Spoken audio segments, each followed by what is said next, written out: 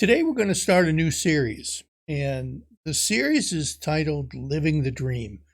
It's an expression that I use a lot because it's kind of a reminder for me to be grateful and to be thankful for the many different aspects of my life that are just wonderful. I have no complaints really, but we're going to take a look at what it means to live the dream or live the life that God has always intended for us to live. Now, everybody wants to live a good life, right? I mean, that's just kind of human nature. We all want to grow up and continue to mature and to continue to acquire, this thing called the good life. If we didn't aspire to that, wouldn't things be quite boring and mundane if we never really aspired to do that type of thing? Today we're going to look at what it means to be living that dream God's way. Now, we all like to measure the quality of our life. We all like to take an assessment of how we're doing and how we're living the dream. And we do that through the stuff that we can accumulate.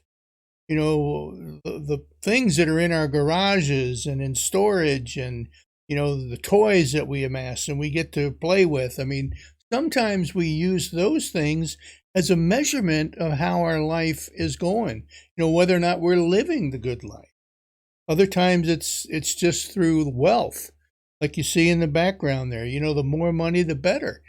That's one of the ways that people, assess whether or not they're living the dream. Other times people look and say, well, what about respect? What about, the way people view me? What about admiration, for the things that I'm doing in my life or the things that I'm accomplishing in my life? Sometimes people use those types of feelings and assessments as a way to determine whether or not they're living a good life. Or status. We compare our status in life in respect to certain situations. We might compare our status to the status of someone else. We're judging other people as a way to tell ourselves, hey, I'm living a good life here. Well, what about things like in words like benevolence? How does that play into the mix? How does something like that, change the way that I view the way my life is going? What about things like compassion, self-sacrifice, hard work? Are all of these things part of living the dream too? Well, another thing that we look at when it comes to living the dream and making an assessment of our life is our health. Sometimes our health is the one thing that gets in the way of us feeling like, I'm doing very well. And rightfully so, because, if you can have all kinds of things, you can have the admiration, you can have the toys and the money, and you can have, people respect, you for what you're doing and who you are and all, but without your health, it's hard to live the dream, isn't it? And then there's other things. There's addictions and failures and bankruptcies and just the mistakes that we make in life. Those things have an effect too. What about when people deceive us? What about when we're lied to? Or what about things on a broader scale like oppression or racism that, we're dealing with tons and tons of racism in our world today and the effects of that on people's lives. Changes in culture. And sometimes we just want to live in a bubble. Here I am in Rosebush, Michigan, a small town. Life is good. I'm just going to stay right here and just ignore the rest of it. There's lots of different approaches to living the dream, so to speak. We're living the life that God has called us to live and has promised us that we can have. We just have to get over ourselves some. In doing some of the research for this series, I found out and discovered that Most Americans, most Americans do not feel like they have a very fulfilling life. In fact, the number is about 30% of Americans will tell you that, yes, I live a very, you know, great life. I'm living a dream. I'm fulfilled. I have the things that I want, blah, blah, blah. And the rest of us, 70%, are somewhere in the middle. That seems odd. I mean, it's because we're just getting busier. Today we have tremendous advancements in the world. We have some of the greatest technology that has ever existed on the planet. Some of the things that we can do in the medical world alone are just unfathomable. Just tremendous advancements. And then there's all the social opportunities and the social aspect of life. There's so many things that are at our fingertips today. And food, my goodness, we have plenty of food. Now, not that it's evenly distributed amongst, there's always people who, are exceptions in it. But for the most part, the life that we live here in this country, we have all of these things. Whether it's food, social opportunities, medical advancements at our fingertips. It is, without a doubt, the highest standard of living that has ever existed. So if we have all of these things, and we have all of these things working against us, some of them, and for us, are people really?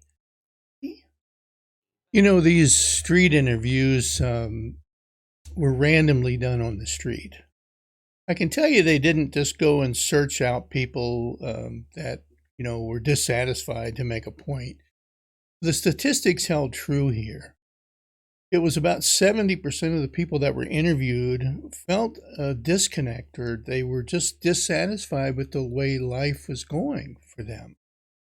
And, sometimes life is good and sometimes life is bad, but obviously for a lot of people there's something missing.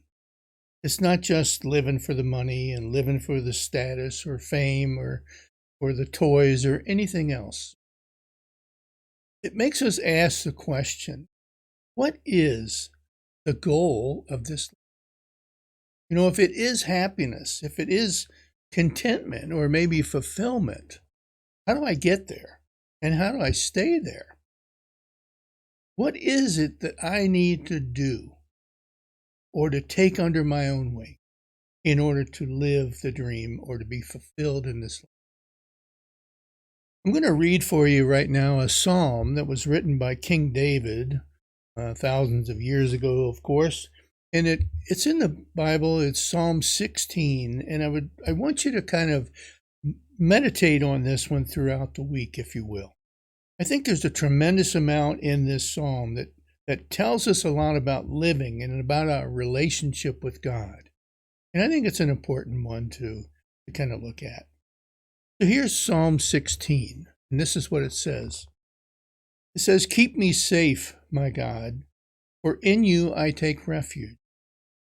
I say to the Lord, you are my Lord, and apart from you I have no good thing.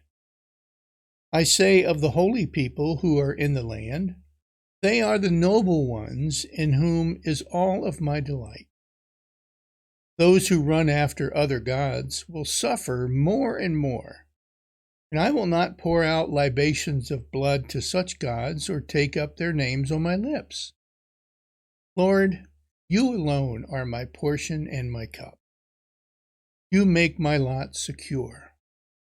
The boundary lines have fallen for me in pleasant places.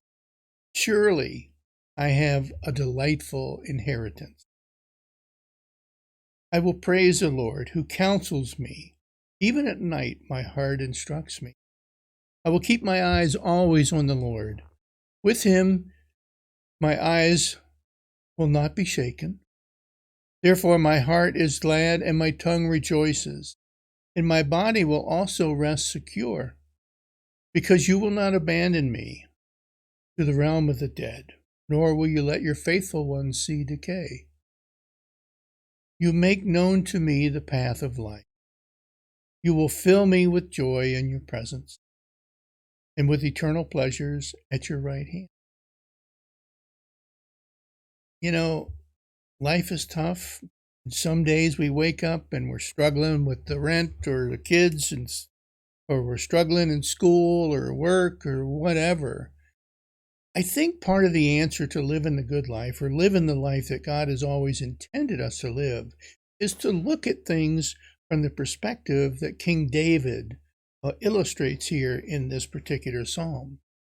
There's really three main truths that I find in this psalm that I'd like to talk to you about a little bit today.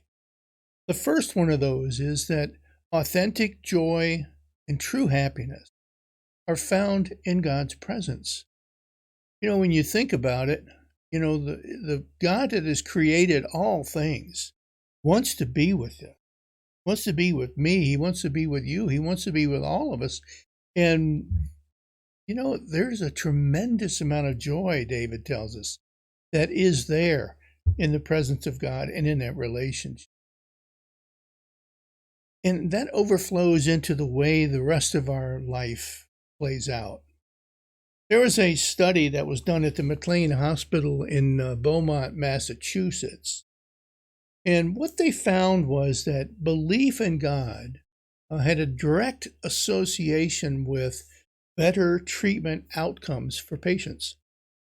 They followed 159 different individuals over a course of a year, and they examined the relationship that these individuals had with God and in their belief and their trust in who God is. And then they also compared that to their expectations of what the treatments were supposed to do for him, the actual treatment outcome. The individuals that did not have faith in God, did not have a relationship with God, in this particular study were twice as likely not to respond to the treatments as well as those that had faith and a relationship with God.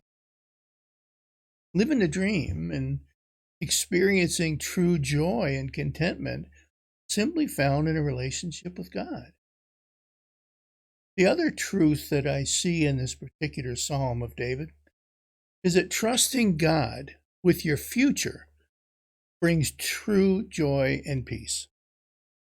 It seems strange to me to find joy in trusting somebody else because I'm a control freak. I like to do things on my own. I like to understand them. I like to plan them out. I like to make sure I know where I'm going and where I'm headed, and I get joy and contentment out of that. But David is reminding us here that true joy and contentment, something that you can't achieve on your own, is found in that relationship with God if you only accept it. I've learned that the Bible teaches us, and David teaches us in this psalm, that the promise that joy has to make logical sense is not there. The joy that God gives, we won't always understand it. We won't understand it now. We'll understand it when God delivers that joy to each one of our hearts. But, sometimes things just don't make sense, and yet we're still called to trust in Him and to receive the joy of knowing that God is in control and that God is watching out for us and that God has a plan for all of the things that we're experiencing and going through in life. It's all under His control and direction. And we need to accept that so that we can be filled with joy because God is in control. Psalm 126 says this: "Those who plant in tears will harvest with shouts of joy." I like that one especially because it reminds me that, things can go from one extreme to the other. We're living this life that can be horrific sometimes.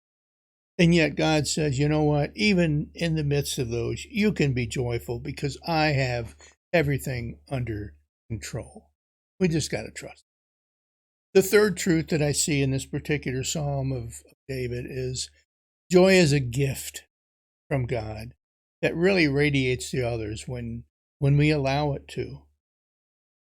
I think everybody here can attest to the fact that your attitude sometimes really sets the stage for how an interaction or a meeting or interacting with a group of friends or family or whatever, how it's going to go. If you go in there to a situation and you're all like, ho hum, poor me, everything's bad, everything's negative, and life stinks, and that's the attitude that everybody is going to adopt. But if you go into something, even if it's a difficult time, and say, I know that things are hard right now, but I can trust in God. And because I can trust in God, I'm going to look at this and experience this with the attitude of joy. Because God's in control. He knows my pain. He knows my suffering. He knows my needs. He knows everything there is to know. And I don't have to worry about it because He knows the prayer of my heart is to maybe get through this.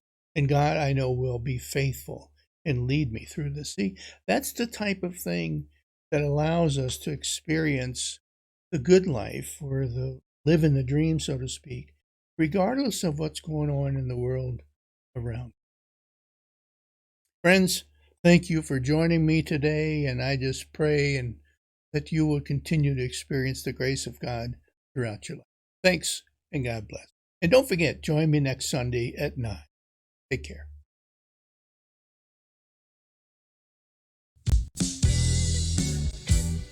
Tough Questions for God is a teaching ministry of the Rosebush United Methodist Church, where we challenge our faith with some of the most difficult issues. Tough Questions for God is available on Facebook Live, Sundays at 11:30 a.m., or go on our website at toughquestionsforgod.org and just follow the links on the homepage for YouTube or via podcast. Thanks for joining, and don't forget to like and share. God bless.